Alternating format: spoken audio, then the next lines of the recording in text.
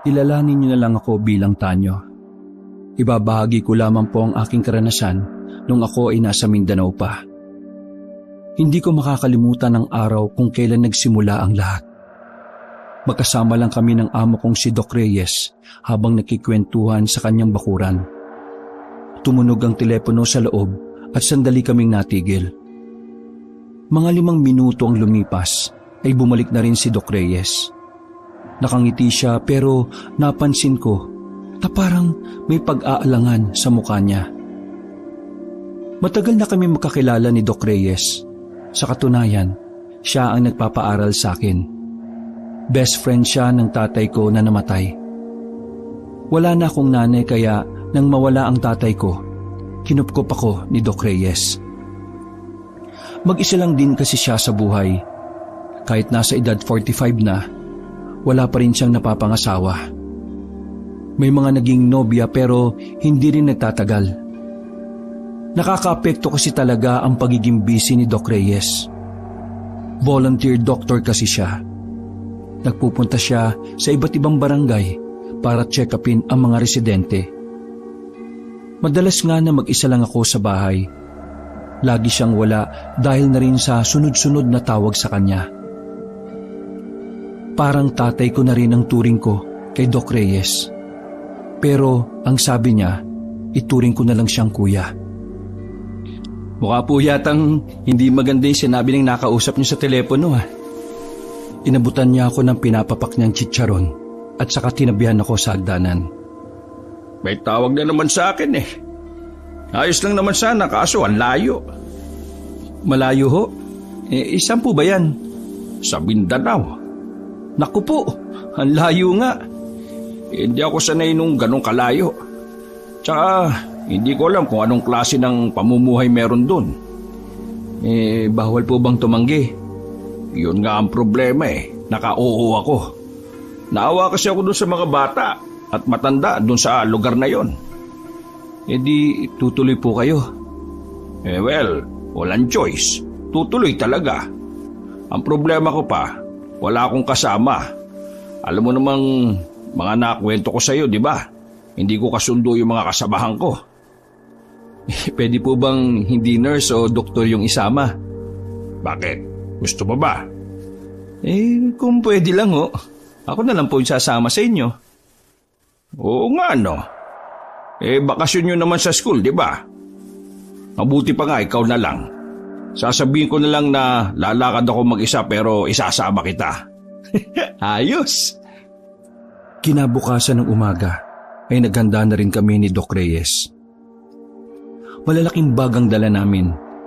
Natitiyak kasi namin na tatagal kami ng ilang araw doon. Lalo na't ayon sa data na ibinigay kay Doc Reyes, marami-raming bata at matanda ang may sakit doon. Maaga rin kaming nakarating ng pier. Maganda-ganda ang napwestohan namin sa barko. May sarili kaming higaan. Sobrang haba ng biyahe na tinahak namin. Kaya na makarating kami, nakaramdam ako ng kaunting hilo. Madaling araw na nang makarating kami sa Mindanao. Nahirapan pa kaming makahanap ng masasakyan dahil walang dumadaan sa ganong oras. Mag-uumaga na nang may isang truck ang nagmagandang loob. Ilan sa aming mga nasa pier ang naisakay. Pagsapit ng 7:00 ng umaga, bumaba na rin kami sa isa pang terminal. Sumakay kami roon ng tricycle. Tapos, bumaba kami ulit sa isa pang terminal. Nasa 4 na beses kaming nag-tricycle at sa pinakahuli ay pinilit na naming ihatid kami sa Sapang Palay. Wala na raw kasing dumadaan doon. Pero buti naman nakuha ang driver sa pakiusap. Habang nasa biyahe kami kabanong, ay napansin namin ni Doc Reyes na tingin ng tingin sa amin yung driver. Medyo nakakailang na rin. Pero ang sabi ni Doc Reyes, wag ko nalang daw pansinin. 2:00 na ng hapon nang ihinto kami ng driver sa gilid ng kalsada. Ilang lakaran na lang ay bungad na ng Sapang Palay.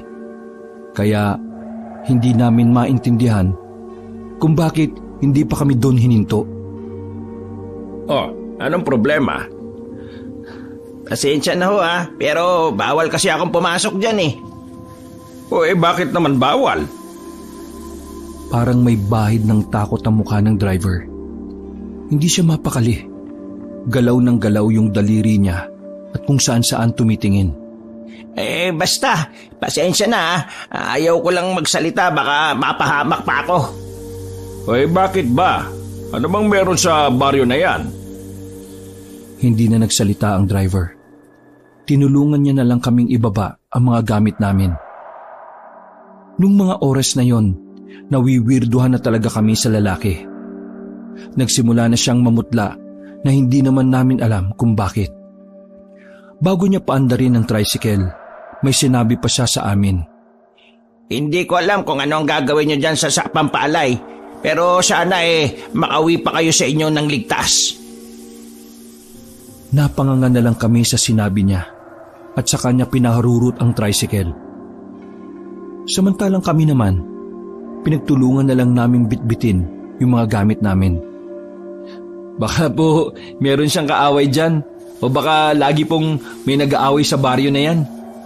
Ewan ko ba, weirdo si Manong mabuti pa, hanapin na lang natin yung bahay na titirhan natin. Sana naman maayos yung bahay para kahit mapaano makatulog naman tayo ng maayos.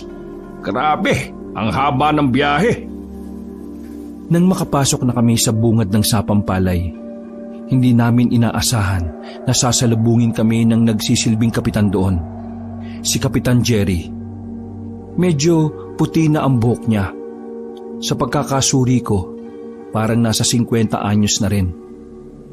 Kayo na ba yung doktor na padala ng mga taga Maynila? Ngumiti si Doc Reyes at nakipagkamay sa kanya. Ako lang po yung doktor. Assistant ko po yung kasama ko. Ay, ganun ba? Paano? Tumuloy muna kayo sa barangay at doon ay may nakahandang kainan para sa pagdating ninyo. Ay talaga ho ba? Ayos. Oo naman. Ganito kagiliw mga taga-sapang palay. Lubos nga ako nagpapasalamat sa iyo, Doc Reyes. Tama ba? Tama ho. Doc Reyes na lang po ang itawag niyo sa akin. Kap Jerry na rin lang ba ang itatawag ko sa inyo? Tumungo na lang ang kapitan habang naglalakad kami patungong barangay. Yung ibang tao na nadaanan namin ay nakatingin. Hindi ko alam kung nararamdaman din ba ni Doc Reyes yon. Pero nakakailang ang mga titig nila. Makahulugan ang mga tingin nila at ang iba naman ay parang nagugulat. Sa isip-isip ko na nga lang, hindi pa ba sila nakakakita ng gwapo at bakit parang hindi sila makapaniwala? Pasensya na kayo Hindi ako nakapagpalinis dito sa bakuran. Pero hali kayo, pasok na kayo at magkakainan na tayo. Medyo may kalakihan ng barangay pero hindi pa finishing ang mga pader. Pagpasok namin, bumungad agad ang mahabang lamesa. May mga pagkain ang nakahanda. Mga kasama, eto na yung doktor na gagamot sa mga residente natin. Ngumiti kami sa kanila. Nakipagkamay pa nga si Doc Reyes. Samantalang ako, nasa gilid lang. Hindi ko talaga mapaliwanag ang nararamdaman ko. Pakiramdam ko, may kakaiba talaga sa mga tao roon. Magandang hapon po sa inyo. Ako po si Doc Reyes. Kinagagala ko pong makilala kayong lahat at ang buong barangay. Silang lahat ay mga kagawad ko. 3 lang sila. Namatay kasi yung 4. Naramdaman ko ang biglang pagbigat ng atmosfera. Naging seryoso ang mukha nilang lahat. Kung hindi niyo po mamasamain, ano po bang nangyari doon sa kanila? Huminga ng malalim ang kapitan at saka nagsalita. Namatay sila dahil sa sakit. Wala kasing napapasyal na doktor sa baryo namin noon. Ilang beses na kami nag-request ng tulong sa Maynila, pero wala Laking pasasalamat ko na nga lang nang sa wakas, may mabuting loob na duminig sa hiling ko. Bilang kapitan, ayaw kong makita na naghihirap ang mga residente ko. Maging si Doc Reyes nung mga sandaling yon ay napabuntong hininga na lang din. Wag po kayo mag-alala. Ngayong nandito na po ako sa baryo Sapampalay, gagawin ko ang lahat ng makakaya ko para sa mga tao. Nako, maraming salamat talaga sa iyo, Doc Reyes. Naway pagpalain ka ng Panginoon. O paano? Kain na! Lalamig ang pagkain! Umupo na kami sa harap ng lamesa at nagsimula na rin kumain. Ang sarap ng pagkain nila. Masasabi ko na talagang iba ang pagkain sa probinsya kumpara sa Maynila. Pagkatapos namin kumain, hinatid na kami ni Kap Jerry sa binakante niyang bahay para sa amin. Bago umalis si Kap Jerry, narinig ko sa usapan nila na tatagal kami roon. Kinawayan pa kami ni Kap Jerry habang papalayo siya. Maayos ang bahay na nilaan para sa amin. Malinis na rin. Walang ikalawang palapag pero maayos, malinis naman ang ibaba. Mas okay siguro kung yung bahay natin yung nasa Bukana, no? Nasa pinakadulo yata tayo eh. Pero ayos na to. Ang arte ko, no? Yung bahay namin ay napapalibutan na ng mga punong saging. Pwedeng-pwede nga raw kaming pumitas kahit anong oras. Mas maganda nga po siguro talaga kung sa Bukana kasi papaano kapag may emergency, baka tayo yung huling maisalba. Nako, gumana naman yung imahinasyon mo. Pumasok na rin kami sa loob. Inilagay namin ang mga gamit sa aparador na parang antigo na. Ito lang ang kwarto, pero double deck ang higaan. Tanyo, matulog ka muna. Matutulog din muna ako. Wala tayong maayos na tulog sa biyahe. Gumising na lang tayo sa gabi at magluto ng makakain. Sige po, Doc. Sa ilalim nakahiga si Doc Reyes, habang ako naman ay nasa itaas. Ako ang mas nakakakita ng labas dahil sa bintana nakaharap ang higaan ko. Paghiga ko ay agad akong dinalo ng antok. Ang sarap ng tulog ko. Hindi ko na namalayan ang oras. Nang magising ako ay madilim na sa labas. Tumingin ako ng oras sa relo na nasa kamay ko. 9:09 na pala ng gabi. Nakalimutan kong mag-alarm ng 7:00. Sumilip ako sa bintana. Sobrang tahimik na sa labas. Habang si Doc Reyes ay masarap pa rin ang tulog. Mukhang hindi na kami makakapagluto nito. Nagugutom na ako. Nagalungkat ako sa bag na baka may natira pang pagkain. Pero wala na ako nakita. Nagdadalawang isip ako kung gigisingin ko pa si Doc Reyes. Nakakahiya dahil alam kong maaga siyang magsisimula kinabukasan. Bumaba na lang ako sa higaan. Pumunta ako sa maliit na sala. Tanging lamesa at 2 upuan lamang ang naroon. Kahit lutuan man lang ay wala. Paano nga pala kami magluluto? Wala palang kalan. Napapakamot pa ako sa ulo. Napalingon ako sa pintuan. Nakabukas yun ng bahagya. Nagtataka ako kasi ako ang nagsara nun bago kami matulog. Sigurado ako na naikawit ko yung pako sa butas para maisara yun ng maayos. Lumapit ako roon para sana isara na lang. Pero napatigil ako sa tapat ng pinto. Parang may nakita akong imahe ng tao sa labas. Hindi ko lang sigurado dahil madilim na. Binuksan ko ng malawak ang pinto. Sumilip ako sa labas.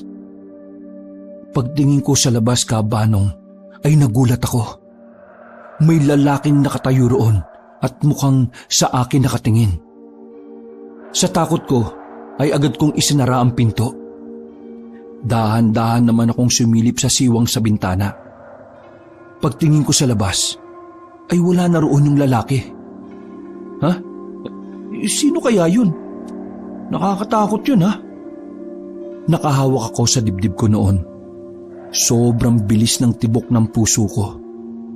Maya-maya pa, nagulat na lang ako nang maramdaman kong parang may naglalakad na sa paligid. Mabibigat yung paa. Naghanap ako ng maaring ipalo. Wala akong makita kundi ang silya lang na ang bigat-bigat pa naman. Inamba ko ang silya nang maramdaman kong may tao na sa harapan ng pinto. Ang tagal kong nakaamba, pero napansin kong umalis na rin ang nasa labas. Agad kong ibinaba ang silya at napabuga pa ako ng hangin. Bigat. Pambihirang upuan niya, no? Sinubukan kong sumilip ulit sa pintuan, pero wala na ang lalaki. Bumalik na lang ako sa kwarto at nagsaklob ng kumot sa muka. Tiniis ko na lang ang gutom hanggang sa sumapit na ang umaga.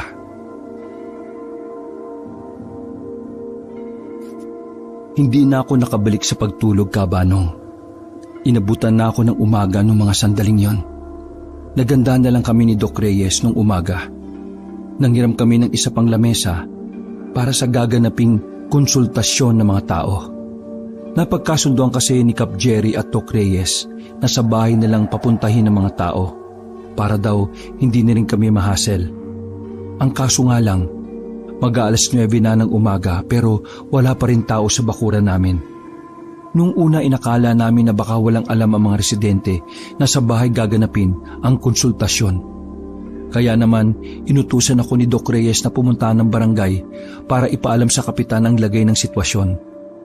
Napakamot na lamang sa ulo si Kapitan Jerry nang nagsabi ako sa kanya. Ay, pasaway talaga ang mga taong yan.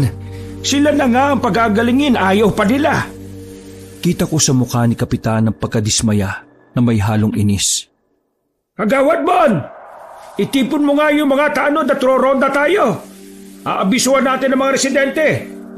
Tumugon naman ang pagsang-ayon ng kagawad na yon na nasa labas. Tinapik ako ni Cap Jerry sa balikat. Humingi siya sa akin ng paumanhin dahil sa nangyari. Maya-maya pa ay lumabas na rin ako. Nauna akong umalis dahil kailangan kong balikan si Doc Reyes. Habang naglalakad, napansin ko ang mga kabahayan na nakasarado. May mangilan-ngilan na sumisilip pero mga mata lang nila ang nakikita ko. Hindi ko alam kung ano ba talaga ang meron sa kanila. Mula nang dumating kami, ang wiwirdo na ng mga galawan nila. Bigla ko tuloy na alala ang naranasan ko nung gabi. Nagdadalawang isip pa ako noon kung sasabihin ko ba kay Doc Reyes. Malayo pa lang ako ay tanaw ko na si Doc Reyes sa tapat ng bakuran namin. Nakapamewang siya. Anong sabi ni Kapitan? Roronda po daw sila at abisuan yung mga tao. Sinabihan naman nila kahapon ng mga tao, hindi ba? Hindi kaya ayaw talaga ng mga residente? Ayaw? Sino pong tao ang aayaw gumaling sa sakit? Kahit naman po siguro hayop gustong gumaling kapag may sakit. Yan nga ang iniisip ko. Pambihira. Sabi sa data, ang daming may sakit dito. Halos lahat ng pamilya may 1 hanggang 2 tao ang may sakit. Parang wala namang may sakit sa kanila Mga ayaw pumunta. Oo, kalma lang po muna tayo, Doc. Yung dugo niya po, baka tumaas. Bumuntong hininga si Doc Reyes. Alam mo, Tanyo, sa totoo lang, nung dumating pa lang tayo rito kahapon, napansin ko nang ang weirdo ng mga tao. Tapos, alam mo yun, parang may mali rito Lumunok muna ako ng laway bago nagsalita. Nako, Doc, ganyan din po yung napapansin ko Sa katunayan po, may naranasan akong medyo nakakabahala kagabi. Nakakabahala? Bakit? Ano ba nangyari kagabi? Dumiretso na kasi ako ng tulog Nagising ako kagabi. Tapos, may nasipat akong lalaki sa labas. Nung una, nasa bakod lang siya. Ang tagal niya nakatingin sa bahay natin. Tapos nang makaramdam na ako ng pagkailang, isinarado ko na yung pinto. Lumabas siya sa mismong harapan ng pinto pero maya-maya lang, nawala na rin siya. Ay nako, alarming nga yan. Dapat masabi natin yan kay Kapitan. Natigil lang ang pag-uusap namin nang marinig namin si Kapitan Jerry na sumisigaw gamit ang megaphone. Galit na galit siyang nakikiusap sa mga tao pero ayaw pa rin lumabas ng bahay. Kahit ano pa mang sabihin ng Kapitan, wala ni isa ang gustong tumugon sa kanya. Natanong kami ni Kapitan Jerry kung kaya't nilapitan niya na lamang kami. Pawis na ang Kapitan at kita sa mukha niya ang matinding stress. Kaya po pala tumatagal ang sakit ng mga tao rito, Kapitan eh. Kasi parang ayaw naman nilang gumaling. Inaalagaan nila yung mga sakit nila. Ay, ewan ko nga ba sa mga taong yan. Kapag tinutulungan mo, ayaw. Kapag wag mong tulungan, may sasabihin din. Alam niyo, sa totoo lang, nung nakaraang taon may pinadalang gamot dito sa baryo. Galing yun sa isang pribadong sektor. Pero ang mga gamot na yun pinagtatatapon lang ng mga tao. Sinayang lang nila. Ay, tama si Kagawad Bon. Totoo yan. Akala nga namin kaya ayaw nila ng gamot dahil gusto nila ng doktor. Tapos ngayon may doktor, ayaw rin pala nila. Ay, pambihira naman talaga Naaawa ako sa mga bata paano po kaya ang gagawin natin yan? Walang galang na po. Pero pwede po kayang tayo na lang po magpunta sa mga bahay-bahay? Napahawak sa baba si Kapitan Jerry at sandaling nag-isip. Pwede naman, para naman formal na makapagpakilala itong si Doc Reyes. Malay natin, baka mabighani sila sa gandang lalaki nitong taong ito. Tapos maisip na lang magpagamot. Ay, nako, hindi naman po masyado. Mga tanod, handa kayo ha? Magbabahay-bahay na lang tayo. Mahirap na at baka may magalit na naman. Mangulang ang mga tanod na kasama nila. Sige, kukunin lang po namin yung mga gamit. Tara, Tanyo. Pumasok kami sa loob ng bahay. Sinamantala ko na ang pagkakataong yun para sabihin ang nasa isip ko. Doc Reyes, napansin niyo ba yung isa sa mga tanod? Hindi. Bakit? Hindi ko po alam pero parang siya yung lalaking nakita ko kagabi dito sa bakuran. Napatigil si Doc Reyes at tumingin sa akin. Sigurado ka ba? Uy, masamang mambintang ha? Hindi po ako sigurado, Doc, pero iba yung pakiramdam ko Sige, obserbahan mo na lang. Kapag nakumpirma natin, isusumbong natin kay Kapitan Jerry. Sumang-ayon na lang ako at itinoon ko na lang ang atensyon sa gagawin naming pagbabahay-bahay. Sa unang bahay na napuntahan namin ay walang sumasagot. Nakailang beses na kaming katok ng katok. Paulit-ulit na rin kaming tumatawag sa kanila ni Kapitan. May tao naman sa loob pero hindi talaga nila kami pinapansin. Magandang umaga ho! Ako po si Doc Reyes mula sa Maynila. Nandito po ako para tulungan po kayong gumaling sa mga sakit ninyo. Kung maaari lang po pagbuksan niyo po kami ng pinto para masimulan na po natin yung konsultasyon at malaman natin kung paano namin kayo gagamutin. Tila may dumaang anghel matapos magsalita ni Doc Reyes. Pero ang katahimikan na yon ay nagpatuloy pa rin nang wala na namang tumugon sa mga susunod na bahay na pinuntahan namin. Napapailing na lang si Kapitan dahil sa pagkadismaya. Inisa-isa pa namin ang kabahayan pero nabigo kaming palabasin sila nung umagang yon. Kaya naman nagpasya na lang si Kapitan na itigil muna at ituloy na lang sa ibang araw. Habang naglalakad kami ay naisingit ni Doc Reyes ang tungkol sa lalaking nakita ko sa bakuran namin. Siya nga pala, Kapitan. Ito kasing si Tanyo, may nakitang lalaki kagabi na aali-aligid sa bahay namin. Gusto ko po sanang paimbestigahan kung sino yon. Baka po kasi may masamang balak Napatigil si Kapitan Jerry sa paglalakad at seryosong tumingin sa akin. Isang lalaki baka mo? Opo, may katangkaran siya. Hindi ko nga lang po gaanong nakita yung muka pero yung tindig niya parang nakikilala ko. Nakatingin pa ako sa isang tanod na hindi na makatingin ng tuwid sa akin. Baka yan yung baliw na pagala-gala rito minsan. May baliw kasi rito na napadpad. Ilang beses namin pinapaalis yun pero nabalik pa rin di bale, kapag may napadaan mga pulis dito sa Sapang Palay ipapadampot ko na lang yon. Nako, maraming salamat po. Paano? Dito muna kami sa barangay. Mamayang gabi pumunta ka rito, Doc Jerry. Pag-usapan natin kung ano ang gagawin natin sa mga taong ito. Sige ho. Maraming salamat po ulit. Tumango na lamang si Mang Jerry at saka pumasok na rin sila ng barangay. Sinulyapan ko pa ng tingin ng isang tanod. Mabilis niyang iniwas sa mga mata niya. Tara, sa bahay muna tayo. Kung ano-anong bagay na lang ang ginagawa namin ni Doc Reyes sa mga oras na yon. Nilinis namin ang paligid. Inayos namin ang pagkakahilera ng mga paso sa bakuran. Pagkatapos, sandali akong bumalik sa barangay para manghiram ng kalan. Kailangan na rin kasi naming magluto dahil pareho na kaming nagugutom ni Doc. Ako na lang po ang bibili ng lulutuin, Doc. Okay. Ayos lang ba yun sa iyo? Mag-isa ka lang. May chinecheck kasi ako sa data eh. Ayos lang po, Doc. Wala pong problema. O sige, basta sabi ni Kapitan, paglabas mo rito sa Sapang Palay, kakanan ka.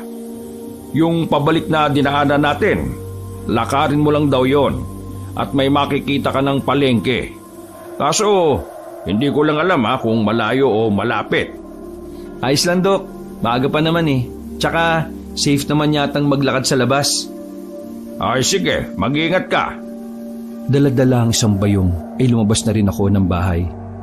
Habang tinataha ko ang daan, ay nakita ko na namang nakasilip ang mga tao sa bintana nila. Takot na takot ang mukha ng karamihan sa kanila. Bagay na lalo kong pinagtataka. Karamihan sa kanila ay namamayat na. Halatang halata na may iniinda silang sakit. Ano kayong problema ng mga taong ito? Sila na nga ang gagamutin, ayaw pa nila. Di kaya gusto na lang talaga nilang mamatay? Ay, ewan ko sa kanila. Hindi ko na lang sila pinansin. Pinuntahan ko na lang ang sinasabing palengke ni Doc Reyes. Mga nasa 15 minutong lakaran lang naman mula sa Sapang Palay. Pagdating ko roon ay walang gaanong tao. Pero kapansin-pansin na doon talaga ang pamilihan ng mga baryo. Halo-halo ang meron doon. Gulay, prutas, karne at mga isda. Habang pumipili ako ng karne, ay napansin ako ng isang ali. Puti na ang buhok nito, pero hindi pa naman katandaan. Iho, taga Manila ka ba? Nakatingin siya sa tatak ng damit ko na merong Manila na nakalagay. Ngumiti ako sa kanya at magaling na sumagot. Opo. Minsan lang may mapadpad na taga Manila sa lugar namin na ito. Yung mga kalapit kasi na baryo rito ay mga liblib na. Siya nga pala. Anong ginagawa mo rito? May pamilya ka ba? Saan baryo ka rito? Magiliw, San Rafael o baryo Makisig? Sa Sapang Palay po ako. Pagsabi kong yun, ay biglang nagulat ang ali. Nabitawan niya pa ang mga hawak-hawak niyang isda. Nagmamadaling lumapit ang ali sa akin at sininyasan akong huwag maingay.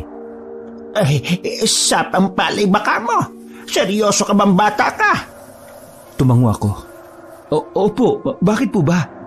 Bakit ka nandun? Sino kasama mo? Kasama ko po yung parang kuya ko na rin. Isang doktor volunteer. Siya ay tumutulong sa mga malalayong lugar. Balista kayo roon. Bakit po? Kararating lang po namin kahapon. Bakas sa mukha ng ali ang kakaibang kaba. Ramdam ko ang pagkabahala niya base sa kanyang reaksyon at boses. Inilalagay niyo lang ang inyong sarili sa kapahabakan. Wala ba kayong alam sa baryo na yon at bakit basta na lang kayo pumasok doon? Nalilito po ako. Sabihin niyo na lang po kung ano yung problema sa baryong Sapang Palay. Tumingin ng makahulugan ng ali sa akin. Ipangako mo sa akin na walang makakaalam sa sinabi ko sa iyo. Opo naman. Huminga ng malalim ang ali at saka mas lumapit pa ng bahagya. Yumuko ako kaunti para marinig ang ibinubulong niya. May mga aswang sa baryo ng Sapang Palay. Nang marinig ko yun, ay agad akong kumalas at napatingin sa kanya ng diretsyo. Wala sa itsura ng ali ang gumagawa ng kwento. Nanginginig pa nga ang kamay niya pagkatapos sabihin yun. Ano po? Aswang? Tumangutango lang ang ali. Nagmamadali akong umalis ng palengke matapos kong mabili ang mga rikado at karne. May kakaibang kilabot akong naramdaman kahit na hindi ko pa sigurado kung totoo ang sinabi ng Ali. Paulit-ulit na naglalaro sa utak ko ang salitang aswang. Naramdaman ko na lang na nagtatayuan na pala ang mga balahibo ko. Nang makarating ako sa bahay, ay inilagay ko kagad ang mga pinamili ko sa lamesa. Napansin naman ni Doc Reyes na hindi ako mapakali sa isang tabi. Kaya naman, agad niya akong hinawakan sa liig at tinanong kung may lagnat ako. Oh, ayos ka lang ba, Tanyo? Baka mamaya may sakit ka na rin. Umiling-iling ako. Kasi Doc, Oh, bakit? May problema ba? May nang-ano ba sa'yo sa palengke? Susumbong natin kay Kapitan yan. Hindi, Doc. Kasi may nakausap akong Ali sa palengke. Oh, tapos? Ang sabi niya, umalis na raw tayo dito sa baryo ng Sapampalay. Kasi, delikado. Kasi, may aswang daw dito. Nagsalubong ang kilay ni Doc Reyes. Umupo siya sa upuan at parang napapaisip. Ano? Aswang? Bakit po? May alam po ba kayo tungkol sa aswang? Bago tayo pumunta rito, isa sa mga kapwa ko doktor ang narinig kong may kausap na iba. Sabi niya rin, may aswang dito sa pupuntahan natin. Totoong may aswang pala dito. Hindi pa natin makukumpirma yan. Sa ngayon, wala pa naman kasi tayong nakikita o nararanasan man lang. Doc, paano po kung yung lalaking aali-aligid dito sa bahay natin isa palang aswang? Hindi nakapagsalita si Doc Reyes. Maging siya ay napag-isip din ng bagay na yon. Matapos ko siyang makita, bigla na lang siyang nawala. Palagay ko, Doc, aswang yung isang yun . Kung totoo nga na may aswang dito, pwedeng tama yung hinala mo. Kapag nagkataon isa pala sa mga tanod ni Kapitan, aswang.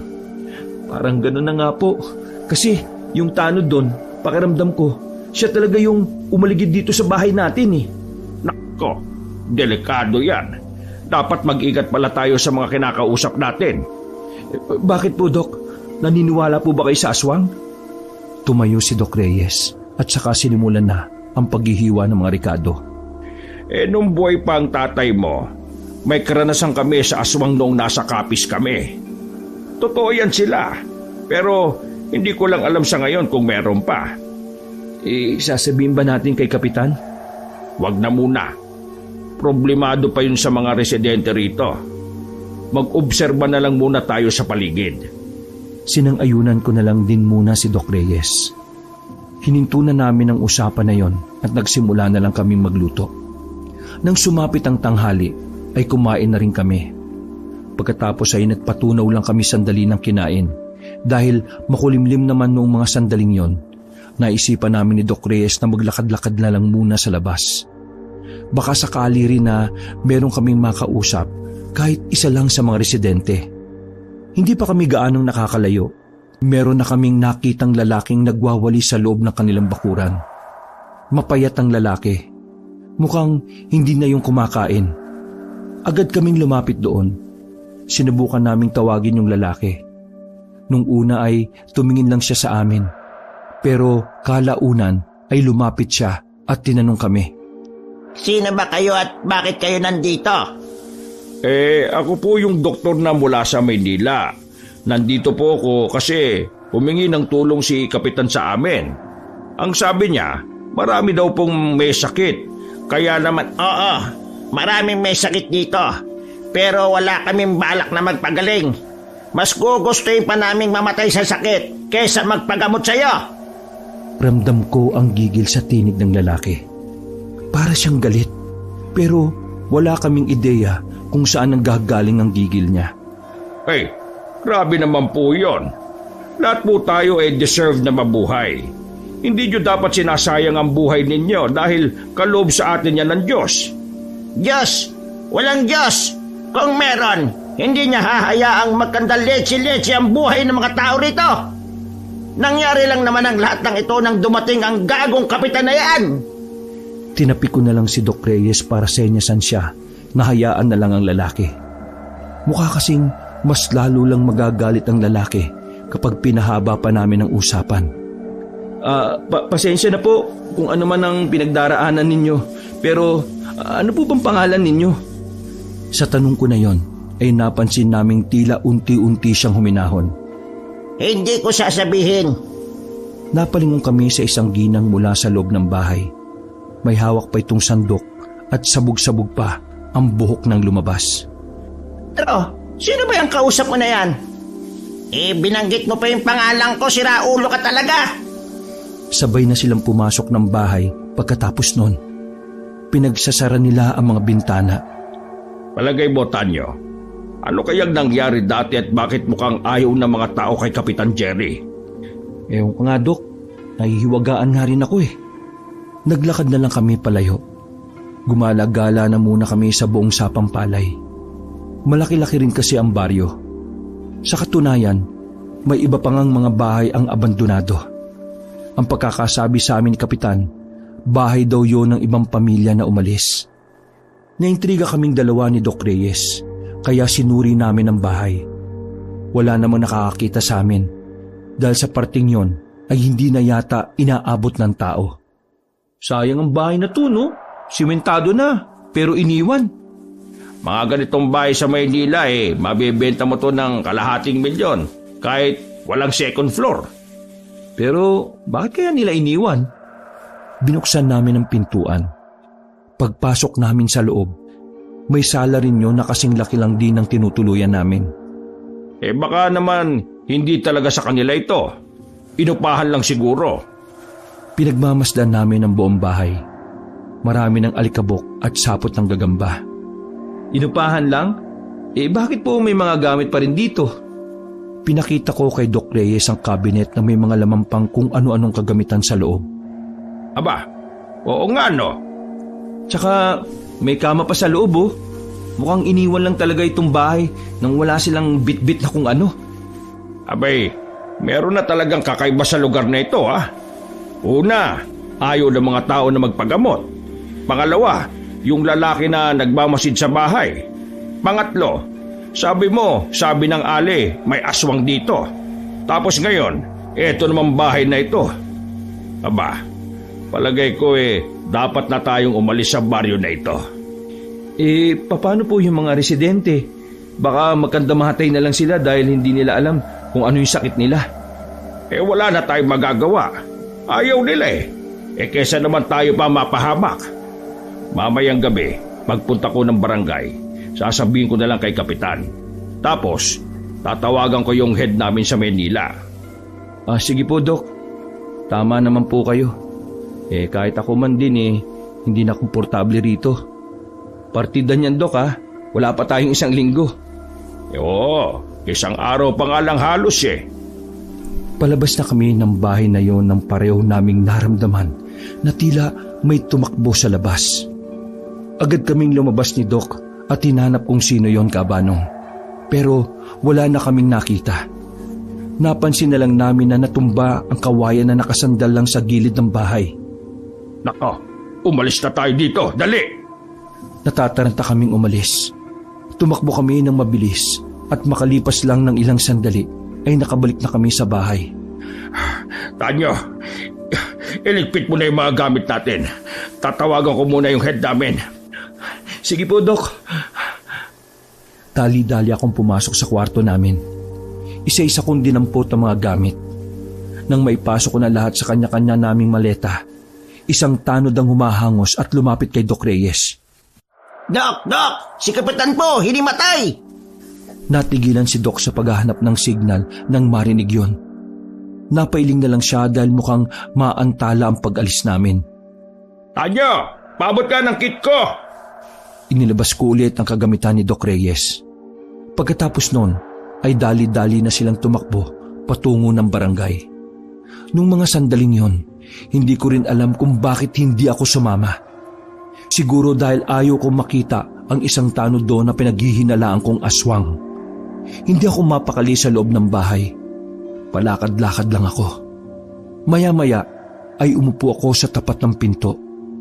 Malalim ang iniisip ko nang bigla na lang napansin ko na may lalaki na namang nakatayo sa labas ng bakuran namin. Hindi ko alam kung papaano siya napunta roon. Dahil maliwanag ng mga sandaling yon, dahil hapon pa lang, nakumpirma ko kung sino ang lalaking yon. Siya nga ang isa sa mga tanod sa barangay. Kahit medyo natatakot at naiilang ako, ay nilapitan ko siya. Nakangiti pa siya sa akin pero nakakakilabot ang ngiting yon para sa akin. Ano hong ginagawa nyo? Bakit ka nakatingin sa bahay namin? Di ba tanod ka sa barangay? Ano nga ba ginagawa ng isang tanod? Di nagbabantay. Nandito ako para magbantay. Unang gabi pa lang namin dito, nakita na kita eh. Ano ba talagang pakay mo sa amin? Tsaka, ano ka ba? Ngumiti ang lalaki at nakita ko na naman ang mga sungki niyang ngipin. Sino ako? Baka kabahan ka kapag sinabi ko kung sino ako. Pinagmasdan ko siya mula ulo pababa ng paa. Napansin ko na wala siyang tsinelas at ang dumi-dumi ng paa.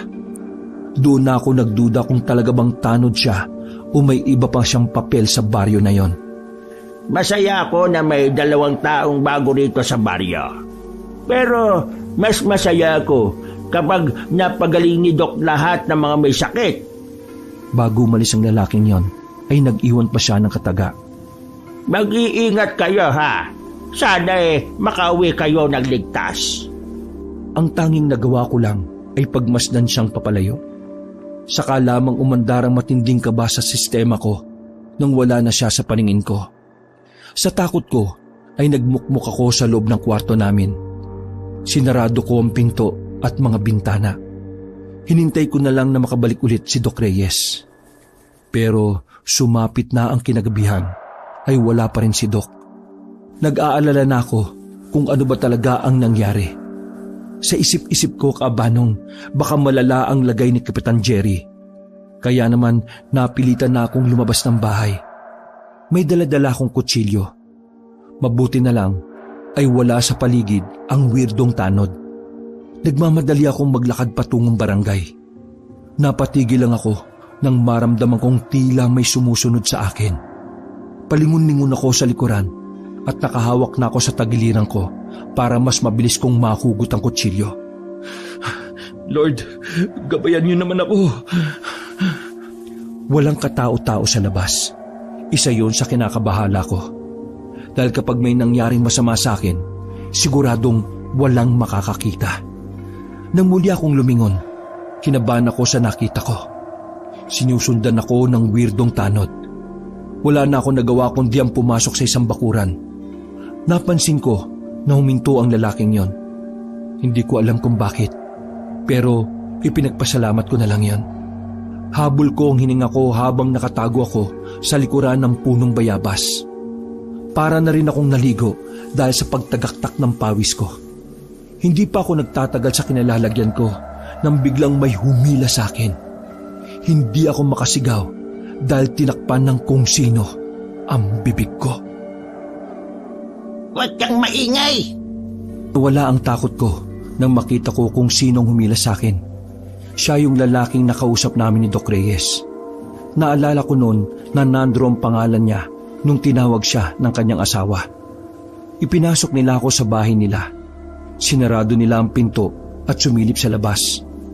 Nang masiguro nilang wala nang sumusunod sa akin, ay nakahinga na rin sila ng maayos. Saka ko lang din nakita ang mga natutulog na 4 nilang anak. Base sa nakikita ko, ay mga wala naman silang sakit. Ewan, siguro dahil matagal ko nang kasama si Doc Reyes. Madali na lang para sa akin na tukuyin kung masama ba ang pakiramdam ng isang tao o hindi. Mawalang galang na po sa inyo pero alam niyo ba kung ano o sino yung sumusunod sa akin? Umupo si Mang Nardo sa gilid at sumandal sa dingding. Habang ang asawa naman niya ay pinapaypayan ang kanilang mga anak. Dapat bago kayo pumunta rito ay inalam niyo muna kung anong klase ang lugar na ito. Parang kayo na rin ang naghukay ng sarili niyong libingan. Iho, maniniwala ka ba kung sasabihin namin kung ano ba talaga ang meron dito sa Sapang Palay? Sa totoo lang po, kahit na wala pa kaming 1 linggo rito, marami na po akong napapansin na kakaiba. Tumingin ang babae kay Mang Nandro. Parang sinasabi nito sa lalaki na sabihin na ang dapat kong malaman. Iho, hindi dapat kayo nandito. Nasa alanganin ang buhay ninyo. Niloloko lang kayo ni Kapitan. Ano po bang ibig niyong sabihin? Pwede po bang diretsuhin niyo na ako? Hindi totoong may sakit ang mga tao rito. Ha? Sabi ni Kapitan, uso raw ang sakit dito. Makinig ka.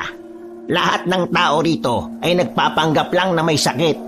Naglalagay kami ng bawang sa kilikili namin nang sa ganun ay tumaas ang temperatura ng katawan namin. Yun lang ang paraan para makaiwas kami sa mga aswang. Sandali. Aswang po? Oo. Ang mga aswang ay hindi kumakain ng mga taong may sakit. Ang kanilang paniniwala ay mamamatay sila kapag may sakit ang taong kanilang kinain. Ang katangahan nila na yon ay sinamantala namin para maging proteksyon namin. Nagpanggap kaming may mga sakit. Pinalabas namin na meron kaming mga nakakahawang sakit na maaaring ikamatay ng isang tao. Nang sa ganon, hindi kami galawin nila, Kapitan. Medyo nagugulan ako sa narinig ko. Pero unti-unti na namang nabubuhay ang kaba sa dibdib ko. Pakiramdam ko, hindi ko magugustuhan ang malalaman ko. Medyo nalalabuan po ako. Bakit kayo naiwas kina Kapitan? Dahil sila Kapitan at ang tanod at kagawad niya ay puro mga aswang. Nagtindigan na naman ang balahibo ko sa aking narinig, Kabanong. Hindi ko inaasahan ang bagay na yon. Hindi ako kumbinsido nung oras na yon, pero nagtataka ako dahil palakas ng palakas ang kaba ko. Tahimik at masaya ang sapampalay noon. Pero isang araw, nagulat na lang kami nang mabalitang namatay ang 4 na kagawad. Pinatay sila. Walang nakakita kung sino ang pumatay. Pero malakas ang hinala ng lahat na aswang ang gumawa nun. 2 araw ang makalipas. Ang dating kapitan naman namin ang pinatay. Pagkalipas naman ng 1 linggo, dumating sila Kapitan Jerry. Nagpakilala silang kamag-anak daw ng dating kapitan. Kahit na ayaw namin, umupo siyang kapitan.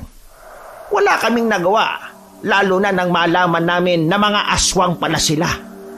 Gabi-gabi may kinukuha silang tao sa amin para gawin nilang pagkain. Kaya para matigil yon, nag-isip kami ng paraan. Natuklasan namin na ayaw nilang kumain ng mga taong may sakit. Kaya nagpanggap kaming may mga nakakahawang sakit.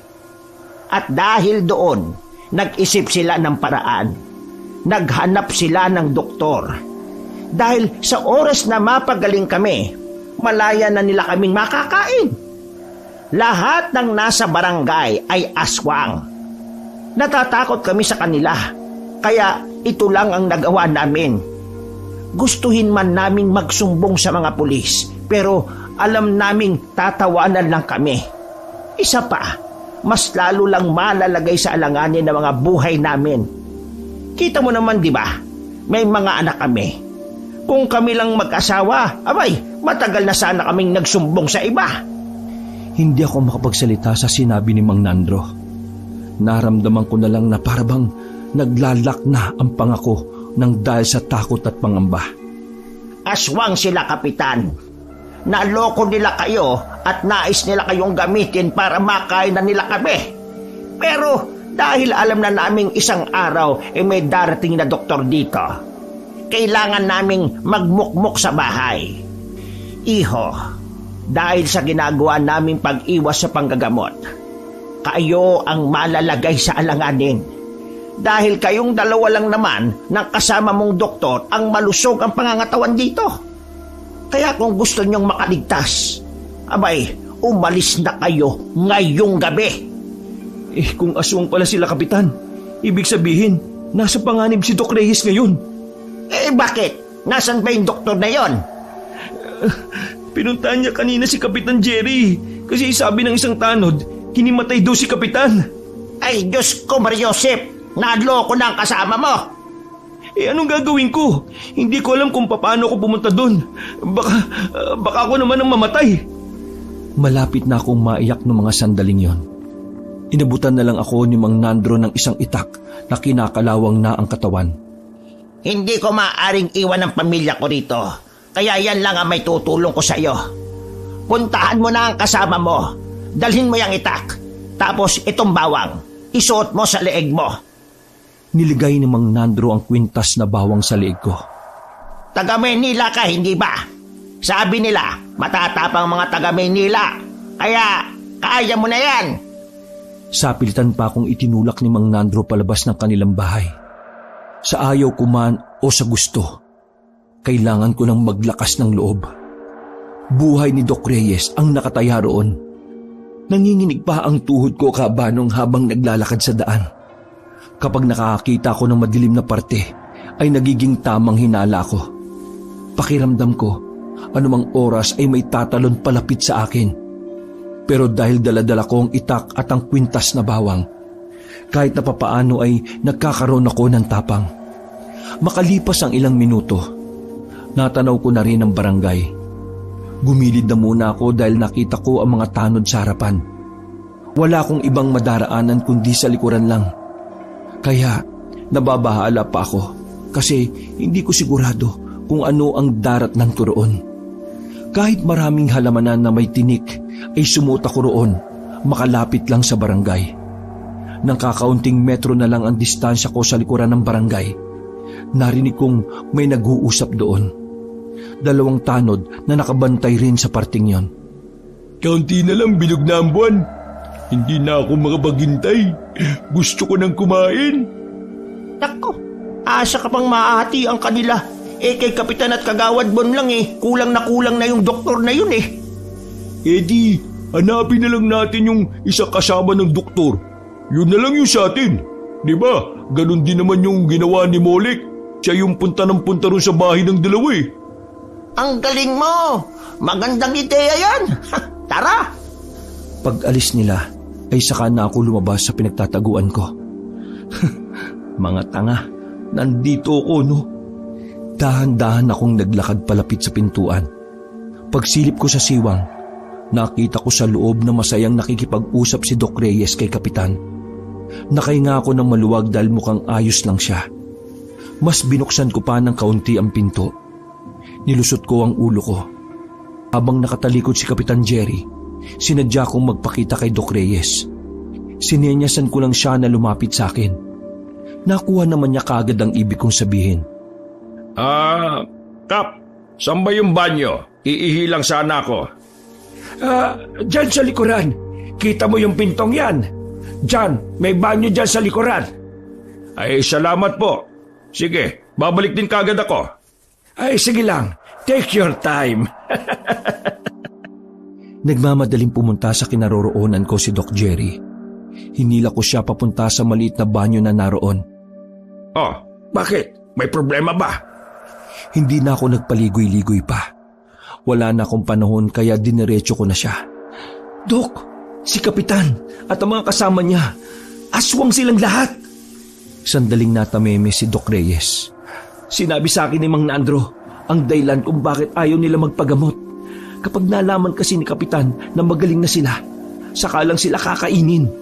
Ayaw kasi ng mga aswang na may sakit na tao. Isa pa, wala talaga silang mga sakit.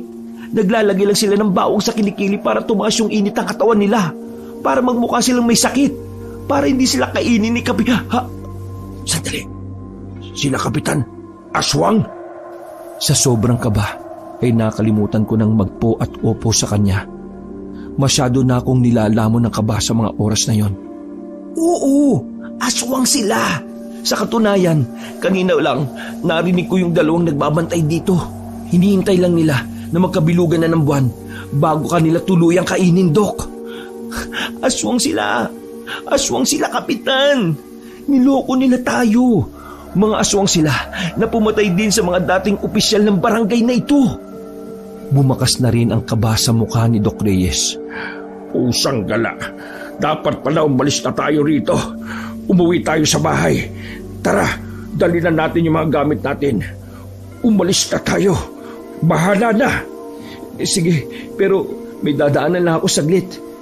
Naputol ang bulong-bulungan namin nang maramdaman namin na meron nang nasa labas. nalinti ka na. Ay, teka, may tao ba dyan? Iihi ako. Hindi kami sumagot. Hinayaan lang namin kalampagin niya ang pinto. Ay, Inis, iniwan na naman nakalak yung pinto. Dito na nga lang ako iihi sa tabi. Nagpalipas na muna kami ng ilang minuto. Mga ilang sandali ay naramdaman naming umalis na nga ang lalaki. Nagmamadali kaming lumabas ni Doc Reyes sa banyo. Sumuot kami sa mga halamanan. Wala na kaming pakialam nun kung masugatan kami sa mga tinik. Mas ayos nang matinik kaysa pagpiestahan sa kabilugan ng buwan. Habang tumatakas kami, tumingala ako sa itaas. Kakaunti na lang ay magiging bilog na ang buwan. Mas magiging delikado ang buhay namin kung hindi kami makakaalis sa sapang palay. Oo nga no, kaya pala sa pinakadulong bahagi tayo pinatira ni Kapitan Jerry para mahirapan tayong tumakas. Oo nga po, planado niya na ang lahat, Dok. Pinagpatuloy namin ang paggapang hanggang sa tumagos na kami sa daan. Tiningnan muna namin kung may makakakita. Nang wala naman, ay mabilis kaming tumakbo. Bago kami umuwi ay pinuntahan muna namin si Mang Nandro. Alam ko na malaki ang may tutulong niya sa amin. Kaya naman agad kong kinatok ang pintuan nila. Binuksan niya ng kaunti ang pinto na tanging mata niya lang ang nakikita. Mang Nandro, tulungan niyo kami makaalis. Pakiusap. Pero nagulat na lang ako nang pagsara niya kami ng pintuan. Malakas ang tinig ni Mang Nandro na nagsalita sa loob. Tinulungan na kita. Wala na akong magagawa. Mang Nandro, may magagawa ka pa. Imulat mo ang mga mata ng residente na magkaisa. Kailangan nyo magsama-sama para mapalayas ang mga aswang na umaalipin sa inyo. Kung talaga nag-aalala ka para sa kaligtasan ng mga anak nyo, gumawa kayo ng paraan para mawala sa panganib ang baryo na ito. Walang mangyayari kung habang buhay lang kayong magkukulong dyan. Habang ang mga salot na aswang na yan ay naghihintay lang kung kailan kayo pwedeng kainin. Gumising kayo. Mas marami kayo kaysa sa mga aswang. Huwag kayong duwag! Ikinagulat ni Doc Reyes sa mga sinabi ko. Hindi siya makapaniwala na may ganun akong naiisip. Habang si Mang Nandro naman sa loob ay nanatiling tahimik lang. Walang kahit na anong tugon. Umalis na lang kami ni Doc Reyes para umuwi sa bahay. Dahil naayos ko naman ang mga gamit namin kabanong, ay mabilis naming nadampot yun sa bahay. Lalabas na sana kami ng pinto nang maramdaman namin na parang may umaaligid na sa bahay. Dok, nauli na yata tayo. Nalinti ka na, hindi bale, akong bahala. Nagulat na lang ako na may kunin na baril si Doc Reyes. Dok, bakit may baril ka? Saan galing yan? Palagi ko itong dinadala kapag nagbo-volunteer ako. In case lang naman na may emergency. Ganun po ba? O sige, magagamit po natin yan. Tama, oo. Medyo kinakabahan ako kasi takot talaga ako sa baril. Pero napansin ko na bigla na lang nagbago ang reaksyon ng mukha ni Doc Reyes. Bakit, Doc? Nakatingin siya sa magazine. Lumapit na rin ako para makita. Doc, wala namang bala yan eh. Napakamot na lamang siya sa ulo. Malas. Lasing kasi ako nung nagpalit ako ng magazine eh. Paano yan, Dok? Pwede bang ipambato na lang yan? Hindi no, ang mahal nito. Ipapanakot ko na lang to. Sayang eh. Mga ilang sandali lang ay napalayo na rin kami sa pinto. Meron nang kumakatok. Malalakas ang bawat katok na parang galit na galit. Tanyo, sa likod ka lang. Handa mo lang yang itak mo. Hindi po sila makakalapit. May kwintas na bawang naman ako eh. Huwag kang makampante. Mga aswang yan. Matatalino yan. Basta pagkain, magagawa nila ng paraan. Umaalog na ang pinto ng mga sandaling yon. Talagang balak na nilang buksan ng pwersahan. Tagaktak na ang pawis namin ng dahil sa kaba.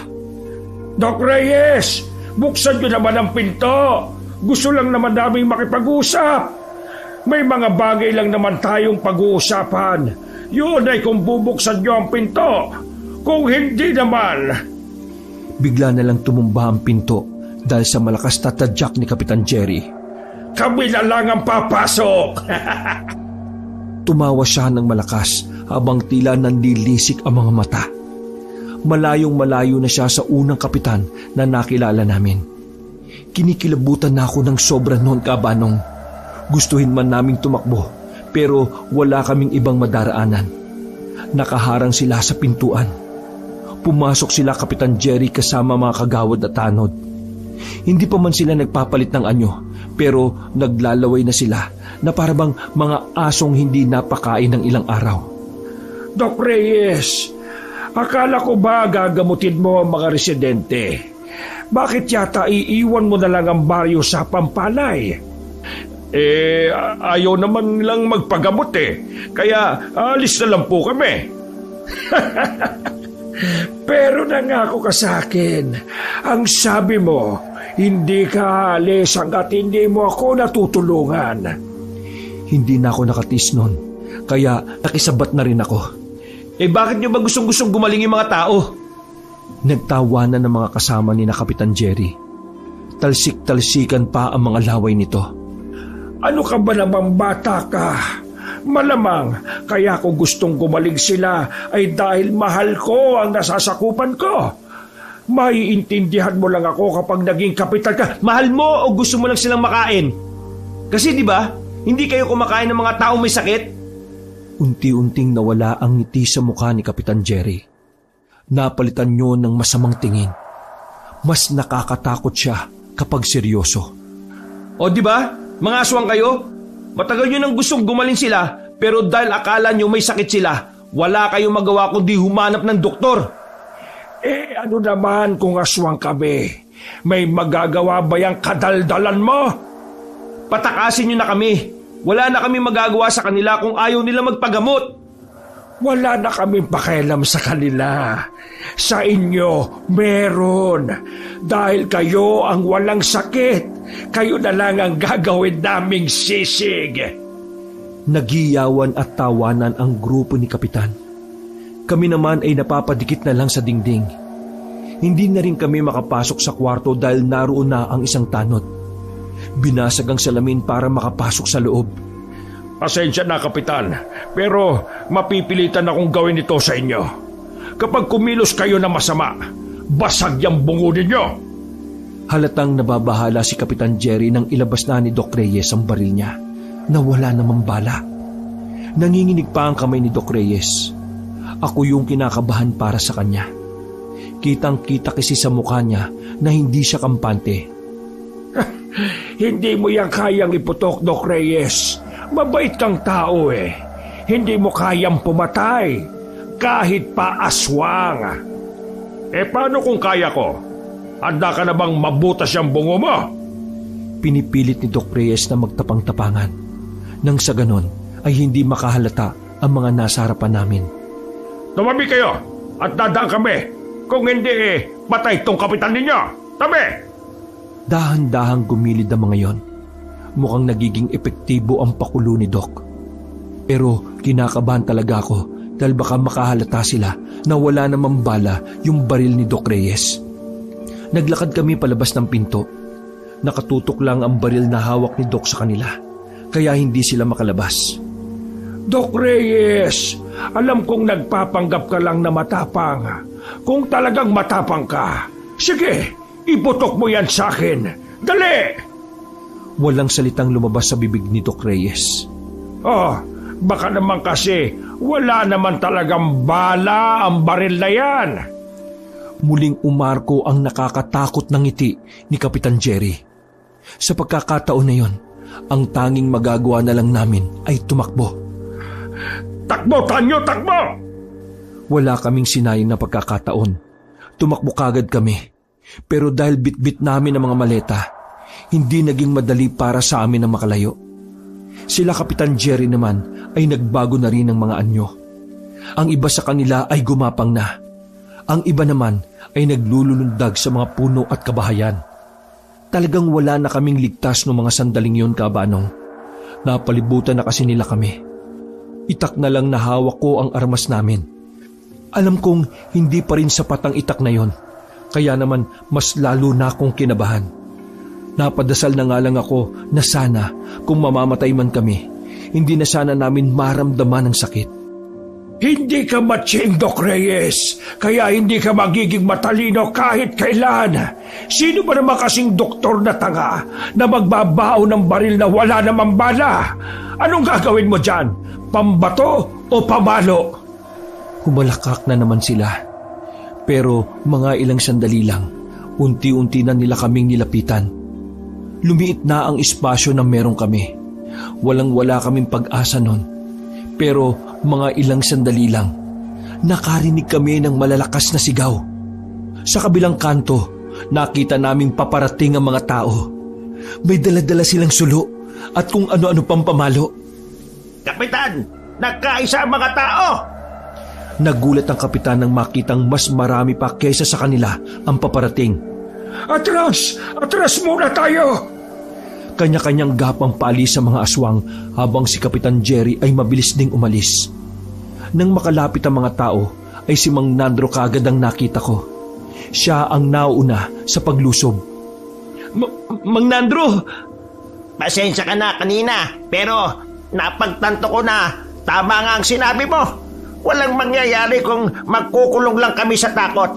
Kaya heto, tinipon ko mga kalalakihan sa baryo na ito. Halos lahat sila. Katulad ng nasa pananaw mo. Wala talagang pinuno na mangunguna, kaya walang kumikilos. Kaya ito, ako na ang gumawa ng paraan. Maraming salamat sa iyo, bata. Kahit na nasa panganib kami noon, ay nakaramdam ako ng tuwa. Hindi ko inakala na magiging maganda ang epekto ng mga sinabi ko. Maraming salamat din po sa pagtulong ninyo sa amin. Proud ako sa iyo, Tanyo. Maganda ang ginawa mo. Tinapik pa ako ni Doc Reyes sa balikat. Mga kasama, hahabulin natin sila, Kapitan. Kailangan natin silang patayin para mabawi natin ang baryong ito. Sabay-sabay na sumang-ayon ng mga tao. Iho, kami na ang bahalang humabol sa kanila. Pero may gusto sana akong hinging pabor. Ano po yun? Totoong may sakit ang bunso kong anak. Ilang araw na. Pwede bang suriin mo siya, Doc? Sige po, pupuntahan po namin ang bahay ninyo. Maraming salamat. Mga kasama, tagada! Mabilis namin binalikan ang bahay ni Mang Nandro. Naabutan namin ang asawa niya roon na si Aling Botya. Inaasikaso niya ang batang babae na bunso nila. Walang sinayang na pagkakataon si Doc Reyes. Inasikaso niya sa loob ang bata habang ako naman ay nasa tapat ng pinto. Nagbabantay ako sa paligid. Hinala kasi namin na baka may aswang na sumalisi. Mataas ang lagnat ng bata. Narinig kong sinabi ni Doc Reyes na normal na lagnat lang naman yon. Pero dahil nga hindi naagapan, ay mas tumaas pa ang lagnat nito. Siniguro naman ni Doc Reyes na walang mangyayari sa bata. May mga dala naman siyang gamot na maaaring ipainom. Habang nagbabantay ako sa tapat, nagulat ako nang bigla na lang dumating si Kapitan Jerry. Napatayo ako. Ibang-iba na ang mukha ni Kapitan. Nakilala ko na nga lang siya dahil sa suot niya. Doc! Doc! Tumakbo palapit sa akin si Doc Reyes. Anong problema? Nako, patay na! Tumayo sa harap namin ang aswang na si Kapitan Jerry. Naglalawa ang laway niya. Kitang-kita namin ang kinang ng laway niya kahit mahina ang ilaw sa labas. Pagbigyan niyo na ako. Gutom na ako. Ikaw Doc, ikaw na lang ang kakainin ko. Pakiusap, kakainin na kita. Nang akmang lalapit na si Kapitan Jerry, ay inago sa akin ni Doc Reyes ang itak. Tinaga niya si Kapitan. Pero dahil baliktad ang talim sa pagtaga niya, ay hindi naman nahiwa si Kapitan. Napatras lang ito ng bahagya. Diyos ko, baliktad pala. Hindi ba naturo sa ospital kung paano gumamit ng itak? Sarkastiko si Kapitan, pero ramdam ko ang pagnanais ng makain si Doc Reyes. Kaya naman kinuha ko ulit ang itak kay Doc. Nasa aktong tatagayin ko na si Kapitan nang magulat na lang ako dahil bigla siyang bumulagta. Nakita ko na lang na merong nakatarak na palaso sa ulo niya. Sa labas ng bakuran ay naroon si Mang Nandro. Mabuti na lang talaga at bumalik siya. Dahil kung hindi, wala na siguro kami. Nag-alala ko rito kaya ako bumalik. Huwag kayo mag-alala. tinutugis na ng mga kasamahan ko ang iba pa. Ginalaw-galaw pa ni Mang Nandro ang ulo ni Kapitan gamit ang paa niya. Pero hindi na talaga yung gumagalaw. Makalipas ang ilang sandali ay naubos sa mga residente ang mga aswang. Sa loob ng malawak na bakuran nila Mang Nandro, tinipon nila lahat ng bangkay ng mga aswang. Isa-isa nila yung sinunog. Hindi ko inaasahan na darating ang puntong ito. Salamat sa iyo, iho. Kung hindi ako nagising sa katotohanan, hindi rin maglalakas loob ang mga kasama ko. Naku, wala pong anuman. Siya nga pala, magiging maayos na rin ang bunso ninyo kinabukasan. Simpleng lagnat lang naman ang meron siya.